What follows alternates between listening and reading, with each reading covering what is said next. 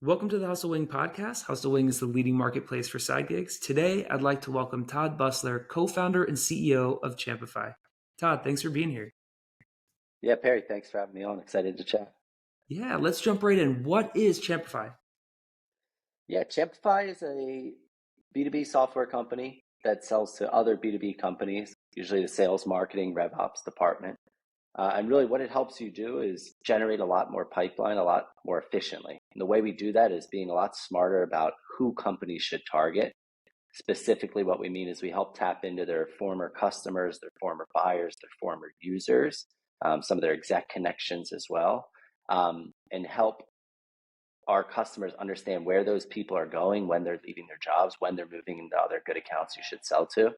Typically are significantly more effective and more efficient from an outbound prospecting perspective. So we take that entire messy process that's usually manual and cumbersome and incomplete and make that really easy for companies to turn this on, integrate it in their systems to drive a lot of pipeline and revenue from this channel. Super cool. Yeah, I saw the headline on the website. It was something to the effect of your best customers are the ones that already know you, or your best leads are the ones that already know you. So that's what you guys are getting at. Yeah, it's exactly it. We believe that, a lot of our customers have 10, 20, 50,000 people that already know their product, have used their product, are well past the awareness stage, yet a lot of go-to-market teams are spending time banging on doors of people that have never heard of them. And what we think they should do is really blanket and cover this channel as effectively as possible. So they're spending less time on the less efficient, more expensive customer acquisition channels. It's brilliant. I love the idea. Do you have an elevator pitch that you could share with our audience? I think the elevator pitch here is that outbound sales is changing dramatically. Perry, think about your email inbox or your cell phone, right? You're getting blown up for calls, people trying to sell you stuff you don't care about. You're getting blown up on emails, and therefore you're not answering these. And the way a lot of go-to-market teams have worked the last 10, 15 years has been heavily driven by those two channels. So when they're not working, people need other channels to explore. And we think one of the most high value but underutilized way that people generate new customers and new pipeline and new opportunities is by selling to people that already know them. And we make it really easy to do that. And our customers are seeing big results in the tunes of 8 figures in pipeline for some customers, multiple millions in dollars in revenue for other customers, hundreds of meetings that are otherwise you're not going to get, or you're relying on people to do manually, which just doesn't happen. I love it. I think what's so cool about what you guys do is I had a mentor back when I went to product school a long time ago, and he said, word of mouth is number one. There is no number two. And I think there's word of mouth, and then it's like you guys basically are word of mouth. I mean, you're right there kind of in that sliver. The paid marketing, I know so many startups, VC-backed startups, self-funded ones, and they can't make it work because the cash flow, the CAC problem, it doesn't make sense. But what you guys are doing, I mean, have you guys had the ability to really help some of these smaller startups scale and build out without having to hire massive sales teams or to do crazy marketing campaigns that don't make sense?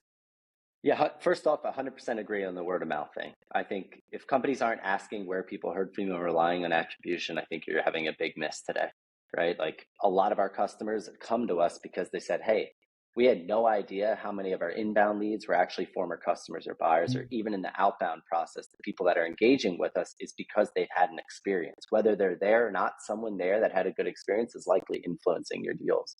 The second question is, have we helped a lot of startups? What's interesting, Perry, is smaller companies are not an amazing fit for our product. Like you have to have a critical mass of customers. You have to have a critical mass of end users where there's enough familiarity that there's enough movement that's worth kind of investing and focusing on this channel. So, we're only a company that's been around for about 18 months, really publicly a year. We're not the best fit for our product. Sure, we use it every day or every time we're getting new alerts from the system. But usually when you're like 150, 250 employees is when it really starts to be a great fit for Champify.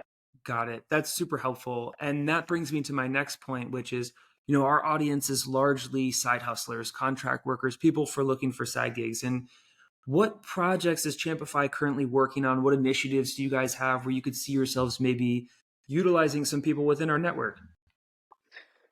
I think really all things marketing related, right? So I think we're doing a lot. Who we sell to are go-to-market folks. They spend a lot of time on LinkedIn, right? So we're trying to build a big presence on that. So things, people that are really good at video editing and building audiences and SEO and writing articles. All of that are things that we're interested in. I always tell people, like, send me an example, show me your portfolio. Like, we're fully open to that type of work, and in fact, prefer it over some full-time marketing help right now. There's some folks with data project backgrounds, so people that have worked in the B2B data world. We're always looking for ways to enhance and enrich what we do there. So data engineering, people that have worked on kind of big data projects are things that we're interested in. Mostly on the marketing and contractor kind of video editing is the number one priority, I'd say, though. Very cool. Okay, I know we have a good amount of folks in that world. Before we wrap out, I want to, for myself, but also for our audience, I want to understand why this. I mean, let me take a guess. Did you have a sales background? Were you in sales and marketing? You saw this process break, and then you got here. Like, tell us your story a little bit, how we ended up at Champify. For sure. So, yeah, I've been in sales since I graduated school, 10, 12 years ago, from big companies like SAP and Square, which is like a medium-sized company at the time. Then I started at a startup really early, a company called Heap, H-E-A-P. They're in the product analytics world. I was there from 5 employees to about 250 or so over 6 years.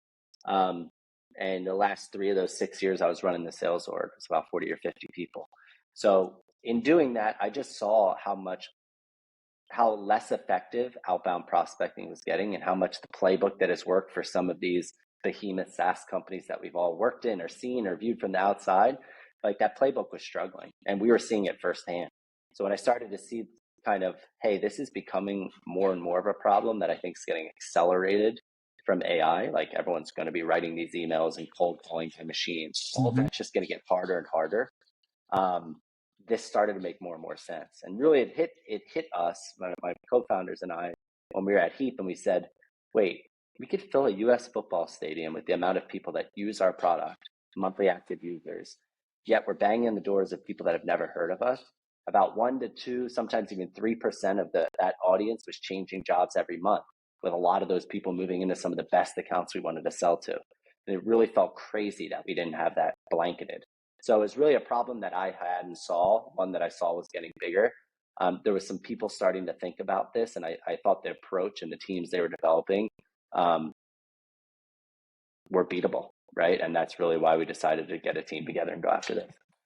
That, like, man, that pulls on my heartstrings, because number one, Heap was a product I've introduced to the last couple companies. And so we're not talking about some crappy product that had a hard time being sold. Like, it's a fantastic product, works really well. And it's an easy sell for any at least it has been for the last half a decade for the last couple product companies that I've been at. So that's one thing that's interesting. But then the other part that's so interesting is this move away from AI. And I always joke about organic intelligence, and I love what you guys are doing because it relies so much on the human component of it, the relationship, some familiarity, whatever you want to call it. And you're so right. I mean, I don't know how many I love those emails I get where insert blank, right? Like that somebody missed a variable or something. It's just like nothing could be less of a turnoff when I'm reading something than seeing that. So yeah, I love the approach that you guys have. I think it's so interesting. I think the story is really cool. I don't know if I'm allowed to ask this, but I want to ask, are you guys bootstrapped? Are you guys VC backed? How is that? Or are you? Yeah, we raised the seed round in June of last year. Pretty quickly. I don't think it was the best time to be doing fundraising, but actually moved pretty quickly for us. It wasn't a super hard process. We've been pretty smart about our burn now, just because of the market conditions. We're likely going to raise some more money in the next, 6 to 9 months, based on how quickly the next couple quarters go. But we've been pretty smart about our burn, trying to be relatively efficient. Just because, I think we all learned a lot over the last couple of years in terms of VCs and what's happening. But yeah, we've raised money in terms of like how much in the big round and what exactly. I think we're just trying to err on the side of some caution, and not getting a lot of trouble that some companies that have really spent too aggressively have gotten in. Yeah, brilliant. I know a lot of folks overhired, and now we're seeing kind of the fallback from that. And I think there's a decent amount of people in this audience who will be listening either in audio or watching the video that maybe have been impacted. So Yeah, so that's a really wise way to run a company. With that, let's close out. Where can people find you? Obviously, let's tell people about Champify's website. Do you got? And I know you said you're trying to get out more on LinkedIn. Do you have a podcast or a blog where you want people to follow you guys too? Yeah, so our website's champify.io. And then I would just say find me on LinkedIn, just Todd Busler, or on Champify. Anyone in sales, kind of demand gen space, we put out a lot of content. We have a lot of really good guests. We tend to do like a monthly series in a webinar format. No podcast today. Who knows in the future? But LinkedIn's probably the best place to start. Excellent. Todd, thanks so much for being here. This has been awesome. I hope we're able to connect you with some folks that can help on the marketing, the video side. But I love what you guys are doing and wish you guys all the success. You probably don't need any wishes though, because it seems like a solid product. Appreciate that, Perry. It's hard. Any company getting off the ground, like it's challenging. I think if I've learned anything from the outside, these things all look like everything's great, but everyone's fighting a lot of challenges and nothing's easy, but it's been rewarding. Our team is great. Our customers are awesome. We're learning a lot, moving quickly. So I appreciate the kind words. Yeah. Thanks, Todd. All right. Take care, Perry.